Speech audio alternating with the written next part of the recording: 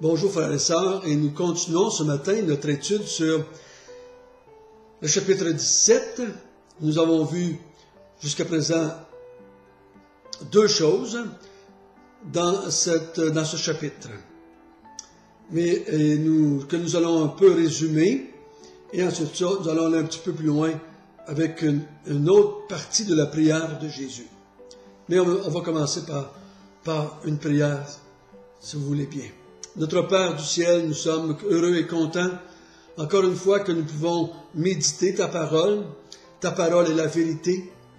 Et dans la prière de Jésus, il dit lui-même, « Sanctifie-les par ta parole est la vérité. » Donc nous voulons, Seigneur, être sanctifiés. Non pas que nous ne sommes pas encore saints, nous sommes saints. Mais sanctifiés dans le sens que nous voulons mettre notre pensée en diapason avec la tienne. Nous voulons penser comme toi, réfléchir comme toi. Nous voulons voir la vérité comme toi tu la vois. Nous voulons appeler vérité ce que toi tu dis être vérité. Mais Seigneur, nous voulons que tu puisses nous diriger par ton Esprit Saint, car il est le seul qui peut nous faire comprendre la vérité qui est en Jésus. Amen. En se rappelant ce matin que nous sommes dans la dernière nuit, Jésus prie. Il prie pour ses disciples qui sont avec lui. Il prie non pas comme dans les évangiles, ou dans les évangiles, les autres évangiles, il va prier pour lui afin qu'il ait le courage d'aller à la croix. Ici, il ne prie pas pour lui, il prie pour nous. Il prie que Dieu accomplisse son plan.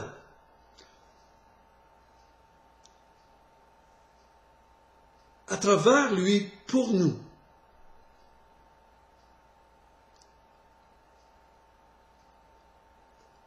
Nous avons vu que nous sommes juste quelques heures avant son arrestation, et il va s'adresser à Dieu afin que ce qui avait été projeté depuis toute éternité s'accomplisse. Nous avons vu jusqu'à date que Jésus demande, « Père, glorifie-moi de la gloire que j'avais auprès de toi avant que le monde fût. Glorifie-moi afin que je te glorifie et afin que je sois glorifié dans ceux que tu m'as donnés, afin que je leur donne la vie éternelle et qu'ils te connaissent, toi et moi. » Ça, c'était sa première requête. Glorifie-moi afin que je puisse donner la vie éternelle à ceux que tu m'as donnés. On a vu ensuite qu'il a dit, je vais donner cette vie éternelle à ceux que tu m'as donnés. Je t'ai fait connaître à ceux que tu m'as donnés. On a vu hier qu'il est normal de penser, en tout cas c'est normal pour moi, c'est logique pour moi, que si Dieu a, avant la fondation du monde, prédestiné des gens à la vie éternelle, c'est normal que Jésus vienne sur la terre pour accorder cette vie à ceux qui avaient été prédestinés, à ceux qui avaient été élus. Si nous croyons que Dieu a écrit dans le livre de la vie les noms de ceux qui étaient pour être sauvés, avant la fondation du monde, mais il me semble qu'il est logique de croire que Jésus est venu sur la terre pour sauver ceux-là, pour donner la vie à ceux-là. Il n'est pas venu pour les autres, qui n'avaient pas été écrits dans le livre de la vie. Il me semble que c'est logique. Pourquoi donner sa vie et mourir pour ceux qui n'auraient pas été écrits dans le livre de la vie? Mais on ne sait pas qui, on ne sait pas combien. Et ce matin, il va aller un peu plus loin dans sa prière. Il va faire une autre requête à Dieu. Et c'est ce que j'aimerais qu'on regarde à partir du verset 11.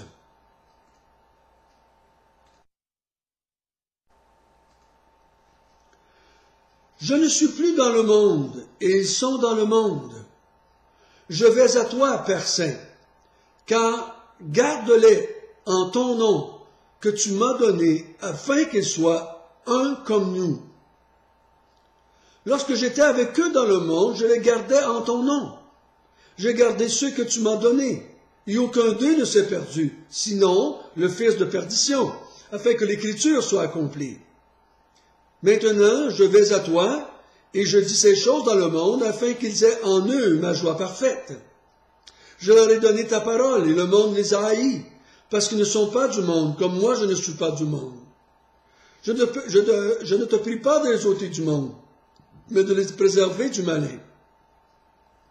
Ils ne sont pas du monde, comme moi je ne suis pas du monde.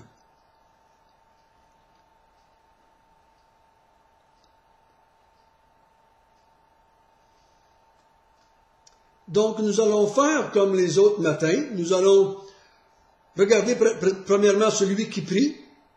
Qu'est-ce qu'on apprend au sujet de celui qui prie? Et ensuite ça, on va regarder la prière et pour qui il adresse cette prière-là. Donc, ce que nous avons, qui ressort le plus dans ces quelques versets, c'est que Jésus dit qu'il a fait ce qu'il a fait au nom de Dieu. Il dit au verset 12, « Je les gardais en ton nom ». Il dit au verset 11, « Garde-les en ton nom que tu m'as donné ».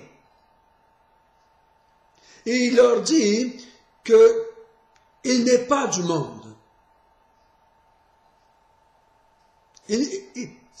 Jésus démontre ici que lui, il n'est pas du monde, et ceux qui le suivent sortent du monde. Oh, il reste là physiquement, comme Jésus était physiquement dans le monde. Mais je ne fais pas partie de ce monde-là. Et à cause qu'ils ont choisi de garder mes paroles, à cause qu'ils ont cru que je suis sorti de toi, à cause qu'ils ont cru que c'est toi qui m'as envoyé, à cause qu'ils ont cru aux paroles que je leur ai données de ta part, maintenant ils ne font plus partie du monde. Et au verset 14, c'est pour ça maintenant que le monde le hait. Ils ne font plus partie de ce monde-là, même s'ils sont encore dans ce monde. Donc si Jésus ne fait pas partie du monde, c'est parce que lui vient d'un autre monde. Il est différent du monde. Si c'était un être humain ordinaire, qui était né d'un homme et d'une femme ordinaire, et qu'il était un homme juste spécial comme un prophète, mais il ferait partie du monde.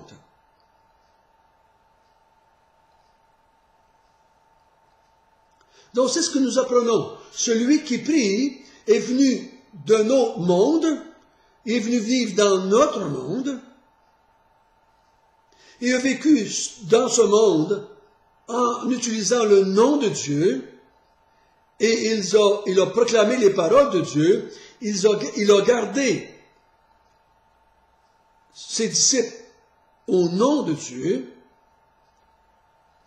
Donc ça nous dit que Jésus était un être en dehors de notre monde. Et qu'il était en accord avec Dieu, qu'il travaillait de pair avec Dieu, qu'il était un avec Dieu. Il demande juste une chose ici. Garde ceux que tu m'as donnés. Il dit, je m'en vais. Je vais mourir. Et je m'en vais. Et il demande à son Père, garde-les en ton nom que tu m'as donné, afin qu'ils soient un, comme nous on est un.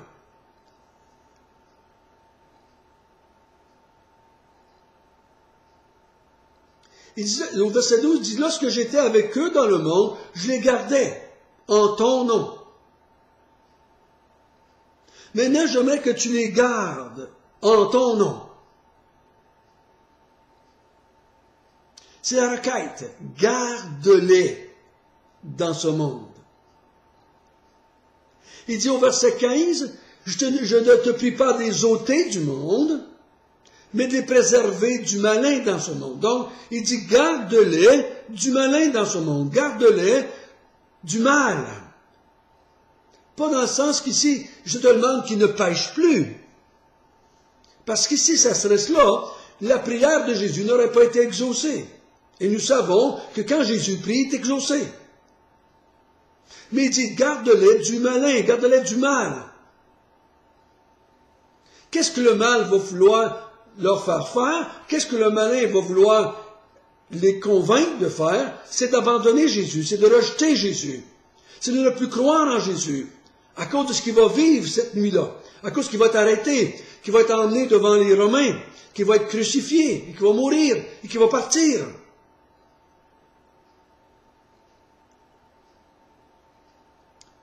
Dis, garde-les. Notre grand défi dans la vie chrétienne, souvenez-vous de cela, les frères et sœurs, notre grand défi dans la vie chrétienne, ce n'est pas de ne pas pécher. Notre grand défi, c'est de garder la foi. C'est de rester attaché à Jésus et à ses paroles. Malgré tout ce qui peut arriver, malgré toutes les tentations, malgré toutes les chutes que nous allons faire, nous restons attachés à ce qu'il a dit. Pensez-vous que la prière de Jésus va être exaucée? Pensez-vous que Dieu va répondre à la prière de Jésus? Ben oui. Je suis sûr à 100% qu'il va le faire. Il va garder ceux que Jésus lui demande. Garde-les. Le lait ici, c'est qui? C'est ceux que Dieu a donnés à Jésus. Ils étaient à Dieu, Dieu les a donnés à Jésus, et Jésus maintenant les redonne au Père et dit, garde-les en ton nom que tu m'as donné. Il dit, pendant que j'étais dans le monde, je les gardais en ton nom. Donc, il s'est servi. Il dit, comme toi, tu m'as gardé ici, en ton nom, moi je te demande maintenant de les garder en ton nom, par ta puissance, par ta force, par ton Esprit Saint, garde-les en ton nom. Ce qu'il demande ici. Utilise toute ta force, tout ce que tu es, mon Père, pour les garder. Tu m'as gardé, moi? Maintenant, je te demande de les garder, eux. Protège-les du malin. Donne-leur la victoire sur le malin.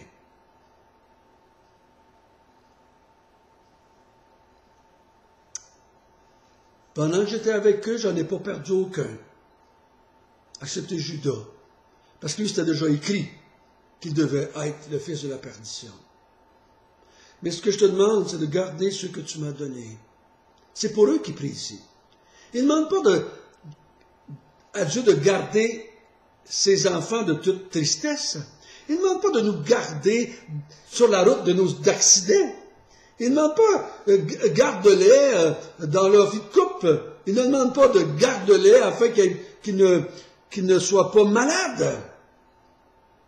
Garde-les du malin qui va essayer de les convaincre de m'abandonner. Il nous garde.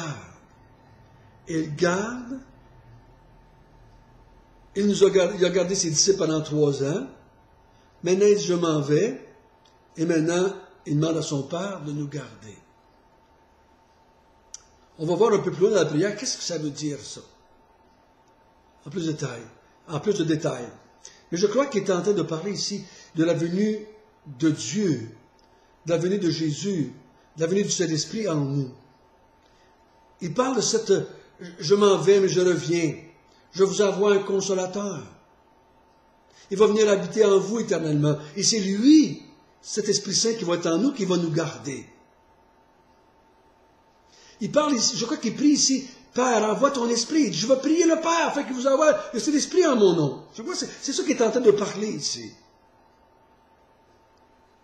Parce que la façon que Dieu va s'y prendre pour nous garder, Ce n'est pas d'empêcher les difficultés autour de nous. Ce n'est pas d'empêcher le diable de nous assaillir. Hein? Ce n'est pas d'empêcher le monde de nous attaquer, de nous haïr. Mais il va mettre en nous son nom. Il va mettre en nous sa force par l'Esprit Saint. Et dans nous, il va y avoir une force qui va nous garder de la force de l'extérieur. Celui qui est en nous est plus fort que celui qui est à l'extérieur de nous. Et il dit au verset 13, « Et maintenant je vais à toi, je dis ces choses dans le monde, afin qu'ils en aient ma joie parfaite. » Qu'est-ce qu'il y a en nous, cette joie-là parfaite? Qu'est-ce qui nous donne cette joie parfaite? C'est de savoir que c'est le Père qui nous garde par l'Esprit qu'il a mis en nous. Donc, si je résume, Jésus part. Et pendant son 3 ans de ministère, il a gardé les disciples au nom, en son nom, au nom de Dieu. Maintenant, je m'en vais. Je te demande de les garder en ton nom, afin qu'on soit un ensemble. On va y revenir tout à l'heure un peu plus loin, à la fin de la prière. Mais il dit, le malin va venir les attaquer. Le monde va les haïr, mais garde-les, comme je les ai gardés. Ils ont eu toutes sortes d'attaques pendant 3 ans. Ils ont vu le monde me haïr pendant 3 ans. Maintenant, je te demande de les garder, eux autres aussi, comme tu m'as gardé, et qu'on fasse tous un ensemble. Toi, moi et eux, on va faire un ensemble. Et ceci met une joie en nous, une joie parfaite. Aujourd'hui, cette joie ne peut pas nous être enlevée. Il peut arriver toutes sortes de choses aujourd'hui. Il peut vous arriver des accidents. La maladie peut vous frapper. Vous pouvez perdre un être cher. Vous pouvez perdre votre emploi. Vous pouvez voir toutes sortes de choses qui peuvent arriver dans votre vie qui vont sembler être négatifs. Mais Dieu va vous garder à travers cela. Et votre joie va être parfaite. Vous allez continuer à croire en Jésus. Ça ne veut pas dire que vous n'allez pas de doute. Ça ne veut pas dire que vous n'allez pas pécher. Mais même le péché ne va pas vous enlever cette joie parfaite-là. Parce que cette joie parfaite-là vient du fait qu'à la fin,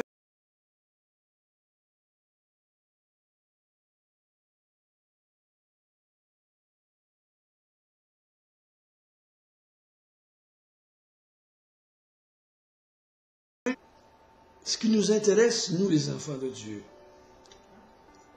ce n'est pas que Dieu nous évite toutes les petites misères de cette vie. Ce qui nous intéresse, c'est de garder la foi en lui. Et automatiquement, avoir la joie parfaite qui découle de cela. Notre Père du ciel, nous te prions, nous te remercions que tu nous gardes. Tu vas nous garder aujourd'hui. Tu vas nous garder. Nous sommes dans ta main. Tu es venu habiter en nous.